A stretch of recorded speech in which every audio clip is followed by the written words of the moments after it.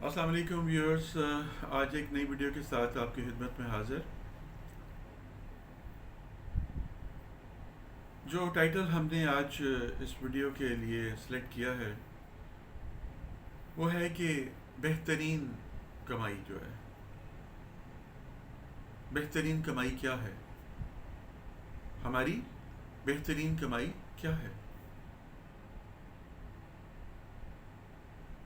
اس کو جاننے سے پہلے ایک ایگزامپل آپ کو میں دوں گا، تو اس سے جو ہے وہ کنٹینٹ آپ کو اس کا زیادہ بہتر سمجھ آئے گا۔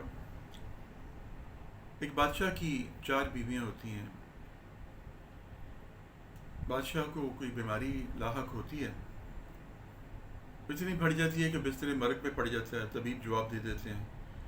اب بادشاہ جب انسان بیمار ہوتا ہے نا، جب موت کو دیکھ لیتا ہے یا موت کے بارے میں اس کو پتہ چل جاتا ہے، تو اس کے اندر پھر اپنے پرائی کی پہچان کرنے کا جو اس کو خیال آنا شروع ہو جاتا ہے، اور اس کو اپنے عزیز و خواہش، دوست احباب سب یاد آنے شروع ہو جاتے ہیں، اپنے منظر نامہ اس کے سامنے پیش ہونا شروع ہو جاتا ہے کہ وہ زندگی میں کیا کرتا رہا، کیا پایا، کیا کھویا۔ اس کو ایسے خیال آتا ہے کہ میں دیکھوں تو صحیح میری بیویاں مجھ سے کتنی مخلص ہیں۔ وہ سب سے چھوٹی بیوی جس سے بے انتہا محبت کرتا ہے، وہ اس کو بلاتا ہے۔ اس بیوی کو اس نے دنیا جہان کے لال و جواہر، اطلس، قیمہ، ہر طرح کے مال و زر سے اس کو جو ہے نا وہ سجایا ہوتا ہے۔ تو وہ اس کو بلاتا ہے، اسے کہتا ہے کہ جیسا کہ تمہیں پتہ ہے کہ میں اب میرے پاس دن نہیں ہیں، تو جتنے بھی دن میرے ساتھ ہیں تم گزارو میرے پاس، اور اگر موقع ملے، اگر ایسا ہو پاسبل کہ تمہیں میرے ساتھ اگلی زندگی میں جانا ہو، تو کیا تم میرا ساتھ دو گی؟ وہ کہتی توبہ کریں، میں آپ کا ساتھ کیوں دوں، آپ تو مر رہے ہیں، میں اپنی جوانی کو کیوں برباد کروں؟ نہیں نہیں نہیں، میں کسی اور کے پاس چلی جاؤں گی، کسی اور سے نکاح کر لوں گی، کسی اور سے عقد کر لوں گی، میں نہیں آپ کے ساتھ اس معاملے میں شامل ہو سکتی۔ بادشاہ کو بہت دکھ ہوتا ہے، خیر وہ ایسا کہتی ہے اور چلی جاتی ہے۔ اس کے بعد وہ اپنی تیسری بیوی کو بلاتا ہے، اس سے بھی یہی سوال دہراتا ہے۔ وہ کہتی ہے دیکھیں، بے شک آپ کی بات درست ہے کہ آپ نے میرے ساتھ بڑے اچھے معاملات کیے ہیں، سب کچھ ہے، لیکن میری طبیعت کے اندر جو ہے نا ایسی کوئی بات نہیں ہے، آپ مر رہے ہیں، میں کیوں آپ کے لیے اپنی زندگی کو خراب کروں؟ مجھے ابھی جینا ہے، مجھے ابھی جینا ہے، لہٰذا میں کسی اور کی طرف ہو جاؤں گی، میں آپ کے ساتھ نہیں چل سکتی۔ وہ دوسری بیوی کو بلاتا ہے اور اس سے بھی یہی سوال دہراتا ہے۔ وہ کہتی ہے دیکھیں، بے شک آپ نے مجھ پر بڑے احسانات کیے ہیں، مشکل وقت میں بھی میرا ساتھ دیا ہے، ہر جگہ پر مجھے رسپیکٹ دی ہے، سب کچھ ہے، اور بڑا عزت دی ہے، لیکن میں آپ کے ساتھ نہیں چل سکتی، میرا آپ کا ساتھ یہیں تک کا ہے، اس سے آگے نہیں میں جا سکتی۔ تو اتنا کہتی ہے وہ بھی چلی جاتی ہے۔ بادشاہ بڑا پریشان ہوتا ہے، اور اس کی پہلی بیوی آتی ہے اور اسے کہتی ہے کہ بادشاہ، میں آپ کے ساتھ رہوں گی، یہ جو دن ہیں آپ کے یہ بھی میں گزراؤں گی، اور اس کے بعد بھی اگر ایسا پاسبل ہوا کہ مجھے آپ کے ساتھ اگلی زندگی میں چلنا پڑا تو میں وہ بھی کروں گی، کیونکہ میرے لیے آپ نے جو ہے وہ بہت کچھ کیا ہے، میرے لیے آپ نے بہت کچھ مجھے دیا ہے، اب کیسے ممکن ہے کہ اس مشکل وقت میں میں آپ کا ساتھ چھوڑ دوں؟ تو بادشاہ کو بڑی اس بات کو سن کے خوشی ہوتی ہے، اس کی آنکھوں میں آنسو آ جاتے ہیں، اور وہ کہتا ہے کہ تم مجھے معاف کر دو، میں تمہاری قدر نہیں کر سکا، جس طرح سے تمہاری قدر کرنے کا حق تھا میں وہ نہیں کر سکا، مجھے تو معاف کر دو۔ وہ کہتی ہے کہ میں آپ کی ہوں، اور اب میں ثابت کروں گی کہ میں آپ کے لیے کتنی فیوریبل ہوں۔ اتنی بات ہوتی ہے اور کہانی ختم ہو جاتی ہے۔ اب اس کہانی کا مورل کیا ہے؟ وہ بادشاہ ہم ہیں، وہ جو چوتھی بیوی ہے وہ دنیا کی چکا چوند، نمائش، نمود، پیسہ، دولت، فراوانی، وہ ہمارا جسم جو اپنے اوپر سجاتا ہے، یہ سونے کے سیٹ، سونے کا تاج، یہ بڑی بڑی یہ ساری چیزیں اپنی بدن کو سجانے کے لیے آپ اس پہ اطلس کے محاب سجاتے ہیں، اپنی بدن کی نمائش کرتے ہیں، اور یہ آپ کے ساتھ نہیں جائے گا، یہ قبر میں گیا تو مٹی ہو گیا، روح نکل گئی، ختم ہو گیا۔ اب تیسری بیوی جو ہے وہ کون ہے؟ وہ دولت ہے،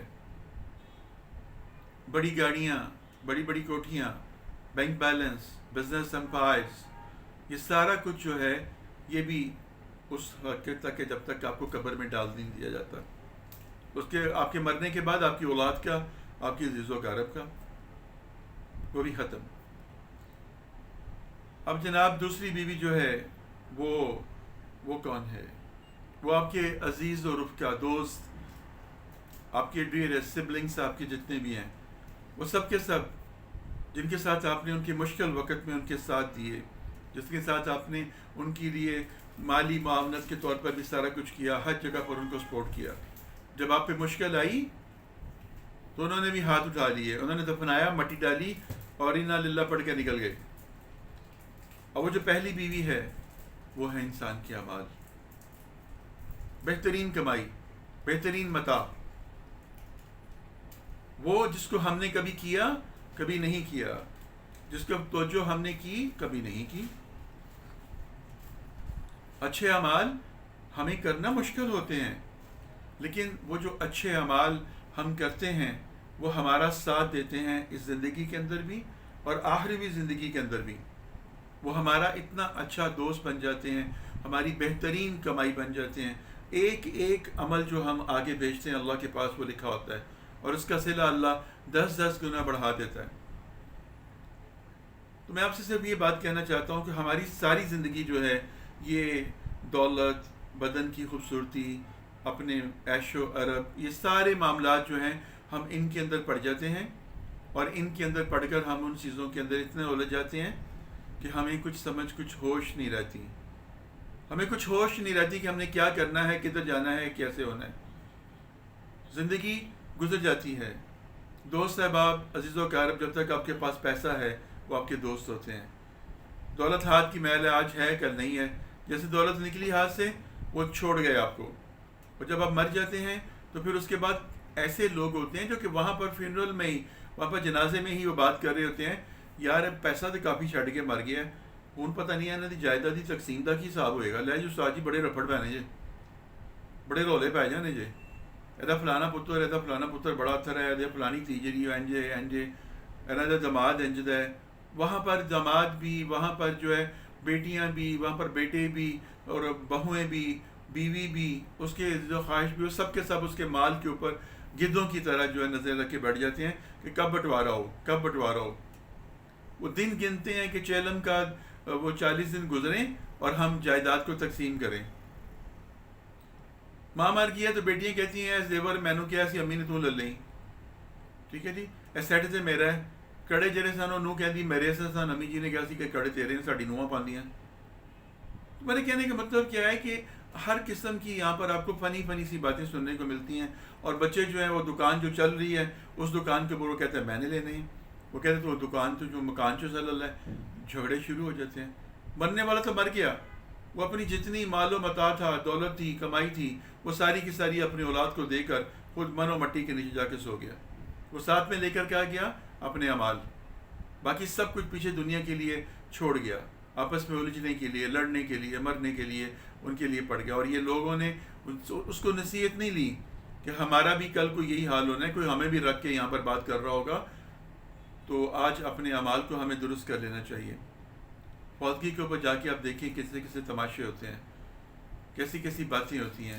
خواتین ہیں تو وہاں پر اپنے فیشن کی اور اپنی خوبصورتی کی اور اپنی باتوں کی اور اپنی بڑائی کی وہاں پر باتیں ہو رہی ہوتی ہیں. اس کو دیکھو، اس کو دیکھو، اس کو دیکھو وہ کیسے کر رہی تھی. پھر گھر تک آ کر وہ جو غیبت، چغلی اور گاسپس ہوتی رہتی ہیں. مرد حضرات ہیں ان کو کھانے کا ہوتا ہے، کھانا کیوں نہیں دیتا ہے؟ ارے دسو جی پیو ہے نا کچھ چھڑ کے مر گیا ہے، میں نے چنے والے چاول پکا کے دیتے، چکن کی بریانی، مٹن ہونا چاہیے سی کوئی.